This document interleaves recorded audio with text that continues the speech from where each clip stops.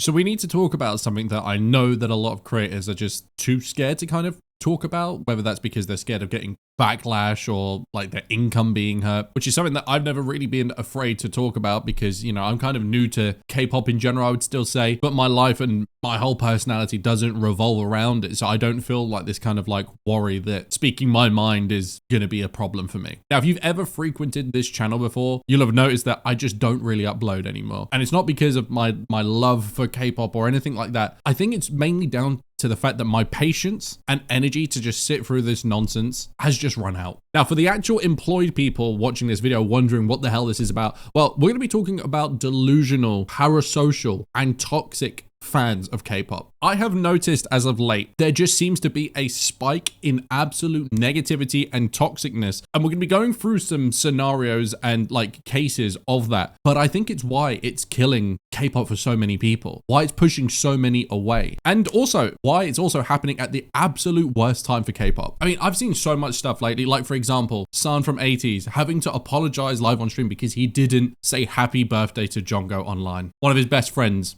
someone he's been in a group with for 7 years. And you know that he doesn't feel that why is he being forced to apologize like some spokesperson? Do you really think Jungkook woke up and was like, oh, it's my birthday today. I haven't had a message or a post from Sun. That's it. He clearly doesn't care about me. But the fandoms will have you believe otherwise. People recently arguing about the fact that Jungkook has lost weight since he's come back from the military because he performed with Jin the other night and people are saying, oh, he looks skinny. And then people are saying, oh, he's not lost any weight at all. I mean, that's a delusion in itself, not being able to actually see clear things. But even if it's like any of their fucking business, whether he's lost weight, he's his own person. If he wants to lose weight or he wants to put on weight, whether he wants to get bulky, whether he wants to go skinny, what's it got to do with you? Jimin the other day being cancelled for eating McDonald's on stream late at night. People saying, oh, 9 million people. He wanted to show this to 9 million people. No, 9 million people chose to tune into his stream. They stepped into his house. Oh, but it's supporting this, it's supporting that. These are being written on comments of people using iPhones where they have nets on buildings to stop workers from killing themselves because of working conditions. And what that kind of proves to me is you have these people that are clearly not fans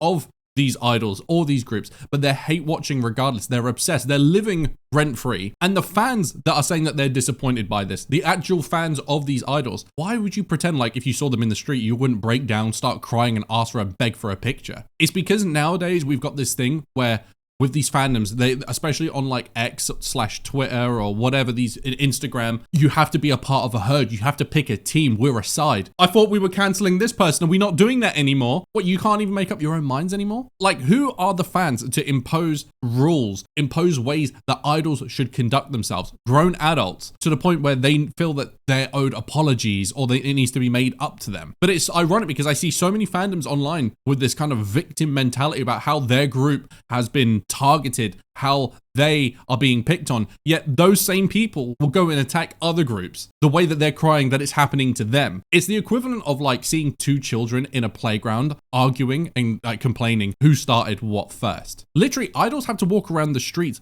with bodyguards because they know that these people cannot be trusted around them. Most normal celebrities that you see do not have to do that. I mean, like, TMZ kind of proves it, right? You always see people just walking up to celebrities, but idols, it's different. There's this weird parasocial thing that is happening where people are just not able to detach themselves. They feel like they know them. And a part of it, I think, is honestly because of all the, the variety content. You get to know them in a way that you feel like you personally know them. They're like your friends. But these people don't know you. They don't care about you. They appreciate you as a fan, but not if you're one of those. So when you see these videos of idols or groups thanking their fan bases, I can almost guarantee you they're not talking about everyone in that group, in that fan base. They're talking about the actual mature ones, the adults, the one that they're employed, they can support the stuff that they want to. They don't have to, they go to the shows and they're not crazy. And I also think that's part of the reason that delusion is what makes creators not want to talk about things or not want to make content on this stuff. They're scared of backlash.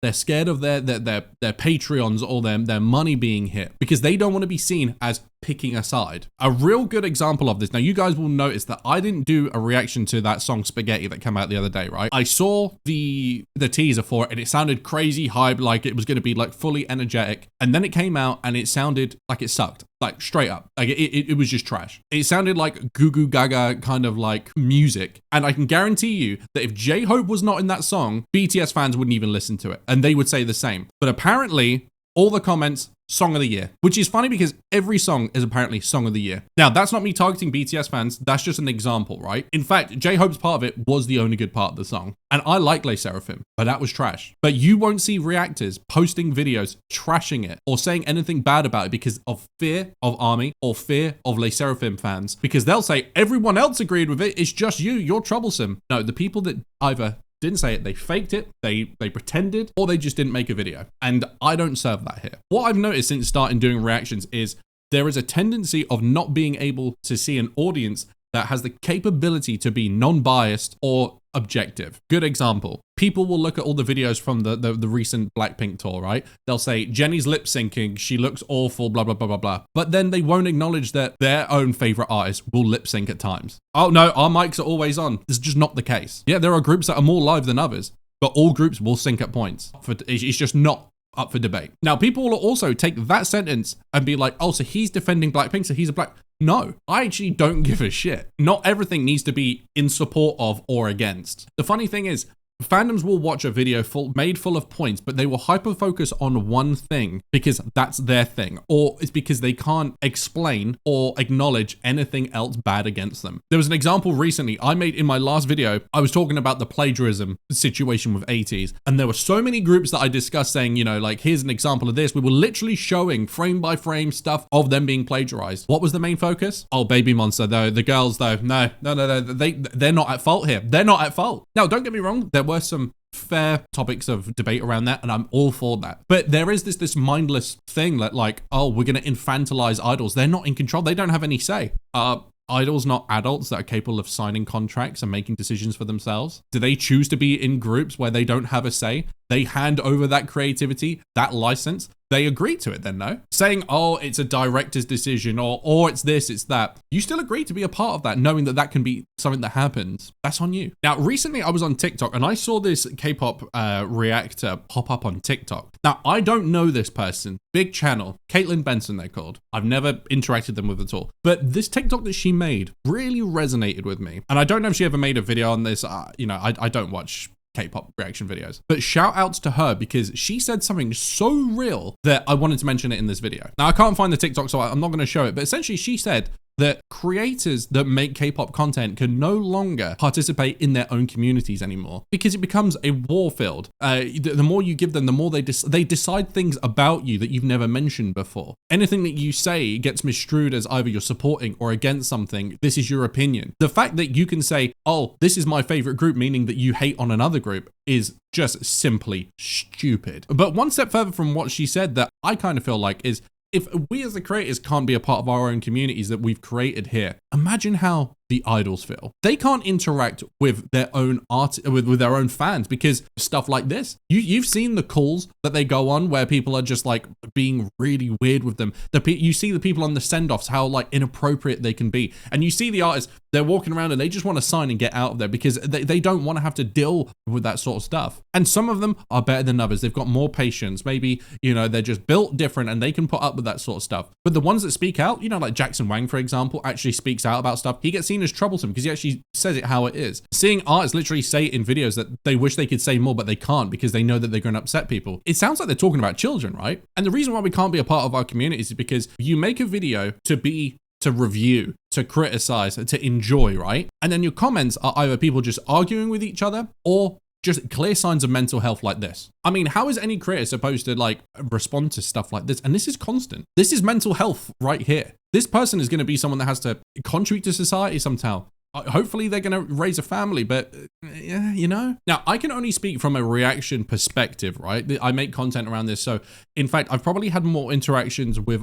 K-pop fans than most K-pop fans themselves have, right? But I've noticed a couple of things. Since I started, I've always been honest, and I've caught heat at times for getting caught up in things where I've had an opinion on something, which I actually feel like personally, people like myself they don't get the credit for actually being honest and actually being what you should want from someone that you're going to for content, right? See, the problem with that is I think a lot of people that watch these types of videos, they go there just because they want a glaze session. They want a circle jerk. They don't want truth sometimes. And the reason that I know this is because there will literally be channels out there that for months and months and months will put K-pop hater reacts to BTS to whatever. It'll be for months, but yet they'll have a Patreon where they make over $10,000 a month. People just throwing money at them, despite them saying that they hate the thing that is making them that much money every single month. Clickbaiting your favorite groups. You know that they're clickbaiting your groups. And they even say in their videos, well, actually, we've never actually even listened to K-pop before, but we're going to say it anyway to clickbait you. And you're going to go, yeah, all the other channels that are genuine fans and making content all the time,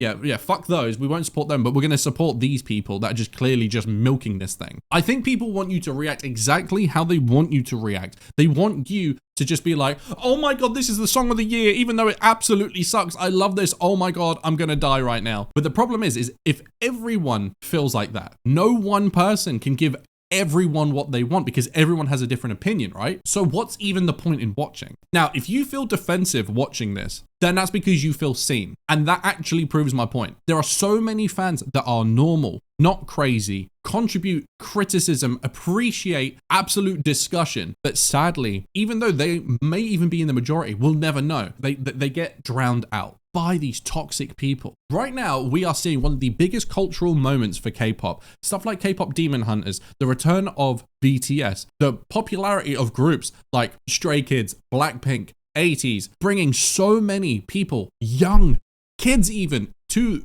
this world. Something that BTS and groups like that have been pushing for. I mean, RM was literally talking the other day at APEC about how much he wants the industry to grow, how proud he is of it. But yet, this stuff is pushing them away. They're going to come and go, oh my God, I finally discovered this thing, something that all these artists have been pushing for, and you're going to push them all away. You say you love these groups, you want them to grow, you want the best for them, yet you're hurting them by pushing away people. You're even pushing away the creators that are going to help amplify and bring more people, give you content that you want to watch. Like, I made a documentary and reimagined re-recording of Spring Day, made videos with a producer, did all of this stuff. I haven't uploaded them because I just don't have the energy. I don't want to. Literally, so much excitement has been stolen from me. The 80s Japanese album, I didn't react to it because I just couldn't. I didn't have anything left. I've just been listening to it now. I don't have that thing of like, I want to jump on, I want to make a video and share this with people, because why would I want to share it with people that aren't actually there? Now, people will say, oh, it's not just K-pop. Well, I have another channel, Project Senpai. We make movies and TV show stuff, and this audience are so constructive. We can have debates, we can talk and discuss things, but everyone's an adult, that everyone's mature. It's so nice, it's so wholesome. And ironically, that's kind of what K-pop was at first. When you come in and you do your first time reacting to BTS, your first time listening to Blackpink, Stray Kids, when people come in and they discover you and they get excited, right? So why do we have that excitement of someone coming in and then bombard it with shit after? Now, I personally think that I, as an example, is someone that most groups would love to have as a fan. I'm mature, I'm not parasocial, I have money to support them. I actively try to promote their music, but their real fans, they're the ones pushing people like me away. The normies. Now, I've been lucky enough to meet so many fans at shows, and they've all been amazing, real people. And I don't think it's those people at all that are the problems. They're the real ones. They're the real fans. It's the ones online that are so parasocial. They live online. They don't actually have lives outside of this. And I'm worried for those people, because the idols, they'll be fine. It's you that are going to be stuck there. You're wasting the best years of your life arguing with NPCs on the internet that didn't know you exist, don't even know you by name, don't give a fuck about you, over people and artists that don't know you, don't give a fuck about you, don't know you exist. Why are you fighting a war that has no benefit? Everything is a competition. The second a song comes out, how many views has this got compared to this group that we hate? How many views has it got? And then the second it's not as many views, YouTube's doing this to us. It's victim. It's constant. It's being a full-time professional victim. And the sad thing is it's stealing all the enjoyment. I love K-pop so much. It's changed my life. I constantly listen, like this year, my top Spotify, 80s, BTS, Stray Kids. It's all I listen to, but I don't even make videos about it. I don't even tweet about it. I don't do anything about it because it's so time consuming. Not even time consuming, that's the wrong word. It's energy consuming. Look, I'll be honest. I don't know if I'm even gonna make any more K-pop videos anymore. I don't do this as a job, right? This is not my main thing. This is the thing that I used to come to for enjoyment. It's the reason I started doing this. I'm tired.